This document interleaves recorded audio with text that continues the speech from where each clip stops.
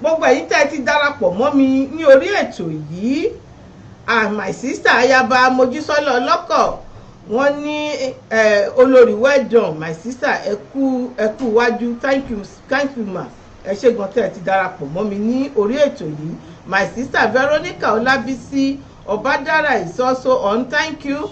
Àwọn náà ní program tán máa ń ṣe women for kíní kan ní show tiwọn tẹ́ bá kọ sí mi lórí ètò màá sáré dárúkọ ẹ ṣé gan ni.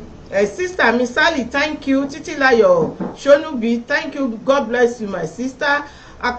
His Royal Highness ọba wa ní Kútọ̀nù ọba Gbàngbó thank you sir for joining Mosebori Adesa kábíyèsí thank you God bless you. Gbogbo ẹ̀yin tẹ́ ti darapọ̀ mọ́ mi ní orí ètò yìí lọ́lọ́kan òjọ̀kan mo kí yín mo dúpẹ́.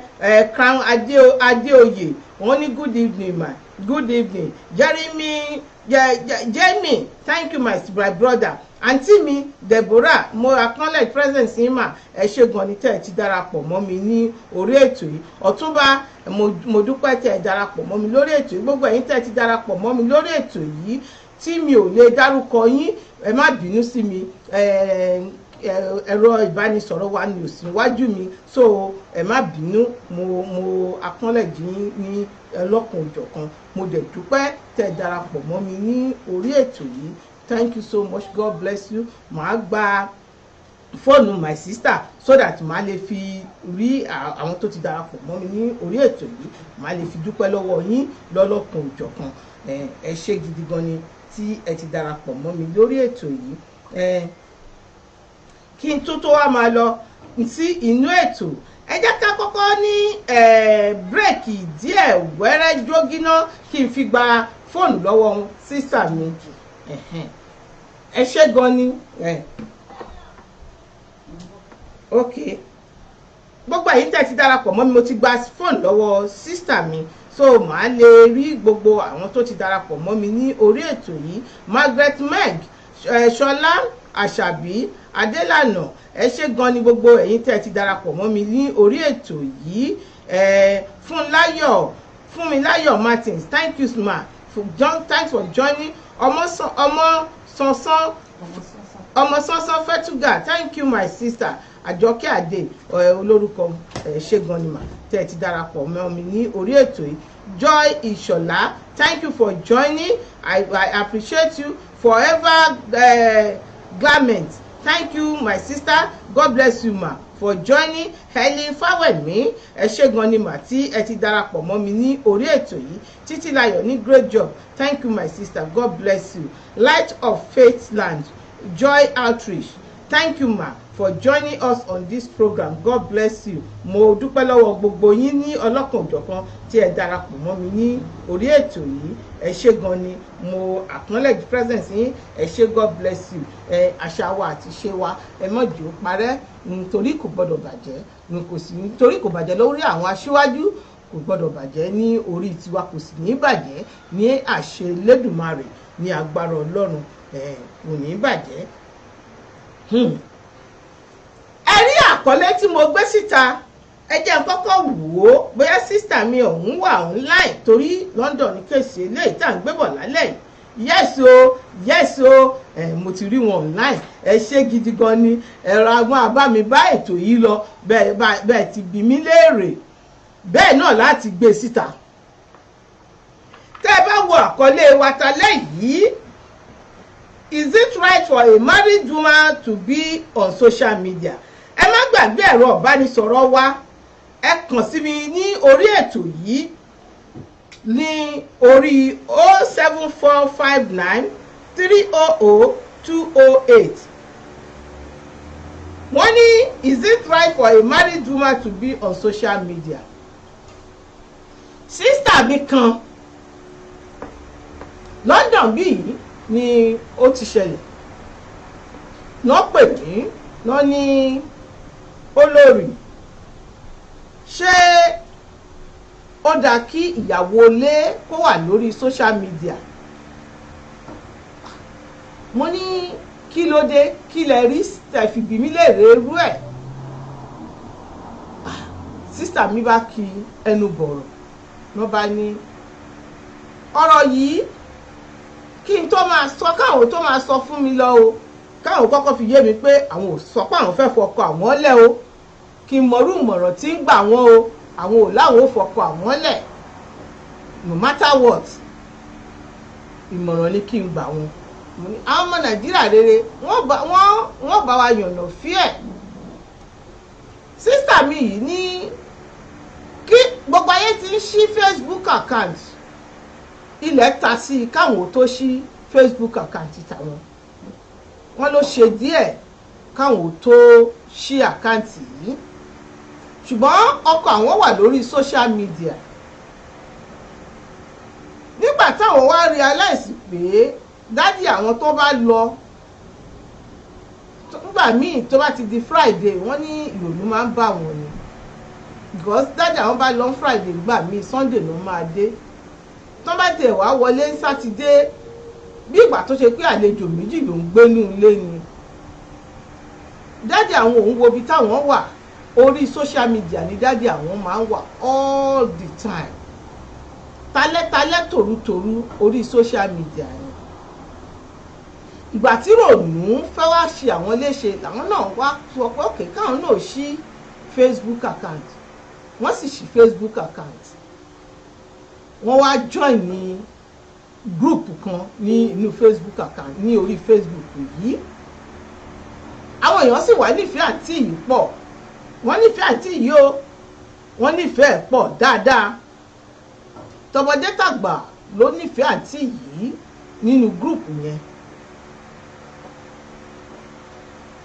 Àǹtí yìí wá ṣe nǹkan, àwọn group yìí gbogbo wọn péjú wọn pèsè síbẹ̀ tọkùnrin tóbìnrin.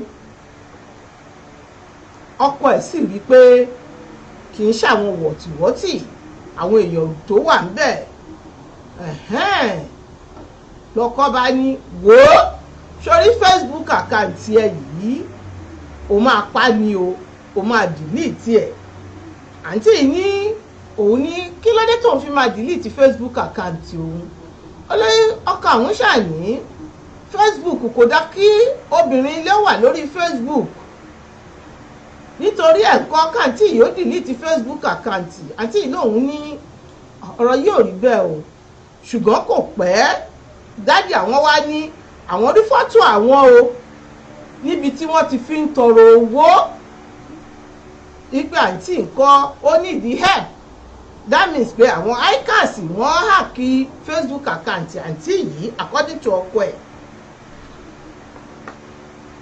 Wọ́n sì wá ibi tí bọ̀dá wa tí dádì wa ti rí fọ́tò yìí, dádì wa láwọn ò mọbẹ̀ òun, ṣùgbọ́n òun rí fọ́tò ẹ̀ tí wọ́n fi ní ó nídìí help kìíní kankan.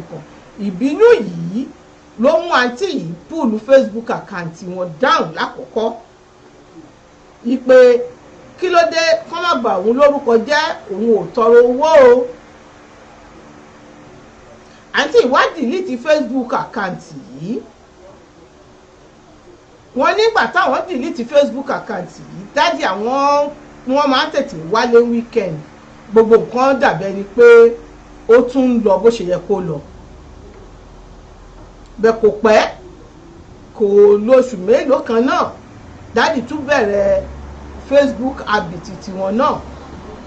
Àǹtí yìí nìkan ni ò sí lórí Facebook. Nígbà tó yá àǹtí yìí tún open àná ó tún rí open Facebook ẹ̀ yí padà. Nígbà tí àǹtí yìí tó wá tún rí open Facebook ẹ̀ yí padà, àǹtí yìí tún wà lórí social media again. Àǹtí yìí gbogbo ìrònú tán làwọn máa ń rò ńgbà tí dádì àwọn tó jẹ́ pé 24 hours làwọn fi máa wà lórí social media. Àǹtí yìí náà òun náà wà ní social media. Password ju Facebook àǹtí yìí according to her dádì wọn ni, so dádì wọn ní access sí inú Facebook wọn, so dádì wọn can easily open her Facebook láti wo into activities tí àǹtí yìí bá ń ṣe nínú Facebook, so kò sí hidden agenda ní ọ̀nà ọbẹ̀ yẹn. Ṣùgbọ́n dádì wọn ò fẹ́ bẹ́ẹ̀. pé kí àǹtí yìí wà ní orí social media.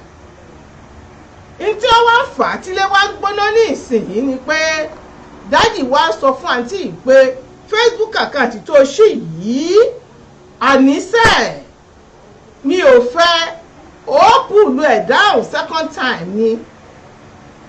Obìnrin wá ní òun fi àkékọ́rí pé àwọn ọ̀rẹ́ tóun máa ń rí bá sọ̀rọ̀ lórí social media òun rí happiness ńbẹ̀.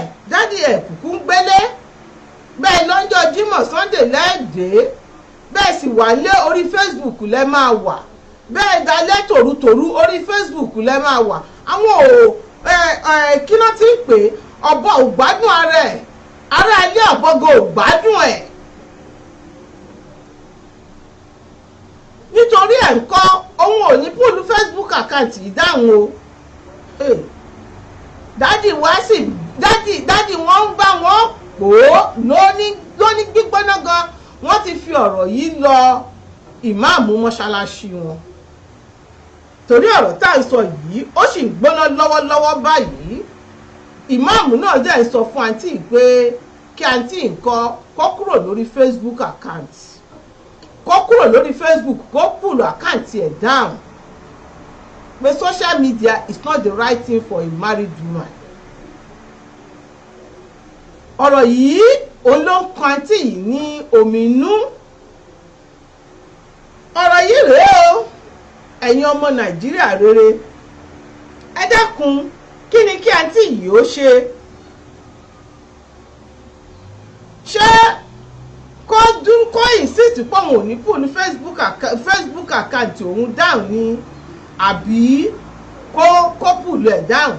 Ọ̀rọ̀ ìbánisọ̀rọ̀ wa ti ṣí sílẹ̀ ní orí ètò yìí. Ẹ dákun ẹ pè mí sí orí ètò yìí. Àǹtí yìí ní ìdìmọ̀ràn yín lọ́pọ̀lọpọ̀ lórí ọ̀rọ̀ yìí torí ọ̀rọ̀ yìí ó mà ti ń di iṣu atayanyan pé àǹtí yìí gbọ́dọ̀ mú Facebook account yìí ó gbọ́dọ̀ pùlù ẹ̀ dáhùn ni ó gbọ́dọ̀ delete ẹ̀. Ṣé káǹtí yìí ó delete ẹ̀ ni àbí wọ́n sì kíìpù social media account wọn?